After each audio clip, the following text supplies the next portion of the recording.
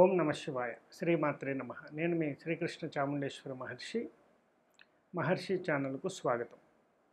శ్రీ క్రోధినామ సంవత్సరం 2024 జూన్ నెల ఎలా ఉందో చూద్దాం. దాంట్లో మీనరాశి వారికి, మీనరాశి నుంచి గోచార రీత్యా ఎలా ఉంది. మీనరాశి అంటే పూర్వభద్ర 4వ పాదం, ఉత్తరాభద్ర 4 పాదాలు, రేవతి 4 పాదాలు. ఈ 9 పాదాల్లో జన్మించిన 3 నక్షత్ర జాతకులే మనకి మీనరాశి కిందకు వస్తారు. మీనరాశి అధిపతి బృహస్పతి, గురువు. అదేవిధంగా మనం చూసినట్టయితే జన్మంలో రాహు, అలాగే వ్యయంలో శని, తృతీయంలో గురువు, సప్తమంలో కేతువు యొక్క ప్రభావాల వల్ల మీనరాశి వారికి ఈ నెల జూన్ నెల అనేది ఎలా ఉందో చూద్దాం. ప్రత్యేకంగా రాహు జన్మంలో ఉండటం వల్ల వీరికి అనేక రకాల ఆటంకాలు ఎదురయ్యే అవరోధాలు ఎదురయ్యే అవకాశం ఉంది. ముఖ్యంగా లీగల్ ఇష్యూస్ ఏమైనా ఉన్నా, భార్యాభర్తల మధ్య లీగల్ ఇష్యూస్, ఆస్తి సంబంధం, కుటుంబ వ్యవహారాల్లో సమస్యలు ఉన్నా కూడా అవి మరింత జటిలం అయ్యే అవకాశం ఉంటుంది. కాబట్టి సావధానంగా వాటిని పరిష్కరించుకోవాల్సిన అవసరం ఉంటుంది. మధ్యలో వీరికి సంబంధించిన ఒక వ్యక్తిని మీరు మధ్యవర్తిగా తీసుకోవటం వల్ల కూడా శుభ ఫలితాలు పొందే అవకాశం ఉంటుంది.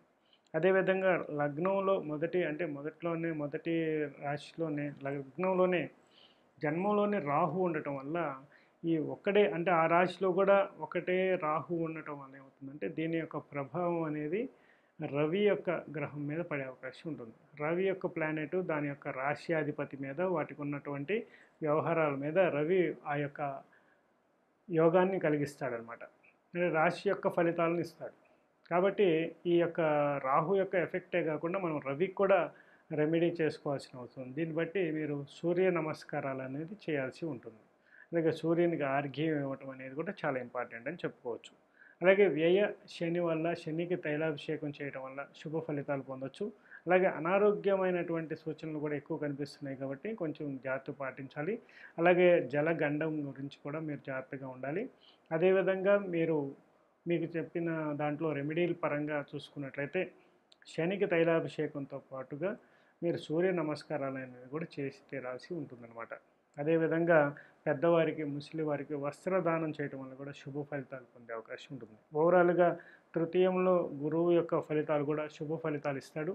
మీకు లీడర్షిప్ క్వాలిటీస్ని, పదవిని ఇస్తాడు. అలాగే బ్యాంకింగ్ సంబంధించిన దాంట్లో మీకు లోన్స్కి సంబంధించి కానీ, ఆకస్మిక ధనయోగాలు కానీ, మీరు ఇవ్వాల్సిన డబ్బు తిరిగి చెల్లించబడటం కానీ, ఇలా అనేక రకాలుగా, అలాగే బంగారం ఆభరణాలు కొనుగోలు కానీ, లేకపోతే మీవి తాకట్టు పెట్టినవి రిటర్న్ తీసుకోవడం కానీ, ఇలాంటి ఎన్నో శుభ ఫలితాలు మీరు ఈ నెలలో చూసే అవకాశం ఉంది.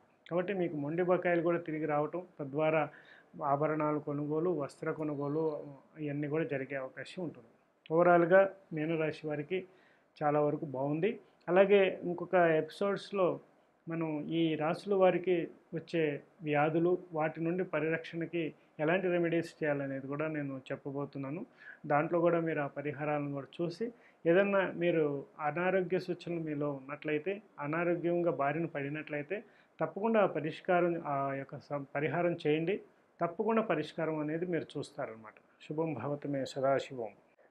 మహర్షి ఛానల్ని సబ్స్క్రైబ్ చేసుకోండి, అలాగే లైక్ చేయండి, అలాగే మీ కామెంట్స్ పెట్టండి. అలాగే మీకు ఏదైనా క్వశ్చన్ ఉన్నట్లయితే కూడా మీరు గవ్వల ప్రశ్నలో చాలామంది అడుగుతున్నారు.